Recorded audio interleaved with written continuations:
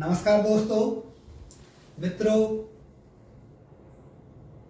उत्तर भारत से दक्षिण भारत की यात्रा पर बहुत सारे लोग आते हैं। रामेश्वरम, कन्याकुमारी इत्यादि जगहों का भ्रमण हम लोगों के जीवन का एक महत्वपूर्ण अंग है। मैं आप लोगों को एक बहुत ही मजेदार जानकारी दे रहा हूं। जब भी आप तमिलनाडु की यात्रा पर आए, विशेष रूप से रामेश्वरम तो जाते ही हैं, तो चेन्नई से रामेश्वरम जाने के बीच में एक तंजावुर जगह पड़ती है और तंजावुर में एक बृहदीश्वर नाम से शंकर जी का एक इतना विशाल मंदिर है जिसको आप देखेंगे तो कल्पना से बाहर की बात है। बहुत ही लंबे चौड़े परिसर में फैला हुआ है। तो हमारी योजना थी उस मंदिर के दर्शन करने की, लेकिन जब हम पहुंचे तो मालूम पड़ा कि मंदिर तो बंद है और मंदिर 4 बजे खुलेगा। तो क्या देखते हैं कि उस मंदिर के सामने ही एक वर्ष पार्क है, राजाली वर्ष पार्क के नाम से। तो सोचा क्यों न समय का सदुपयोग किया जाए। पहुंच गए अपने परिवार के साथ में। पहले सोच रहे थे यार परेशान होंगे, क्या फालतू में जाना है पक्षियों के बीच में।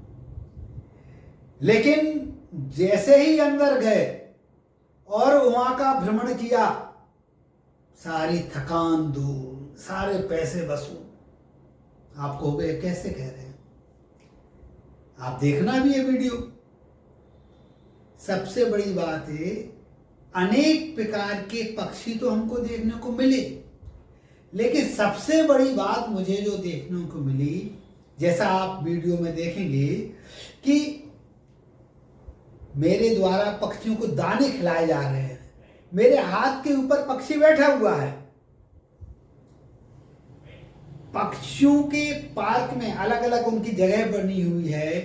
एंट्री से पहले ऐसा नहीं कि कोई भी कैसे भी घुस जाए, बाकायदा प्रॉपर हैंड वॉश करना पड़ता है।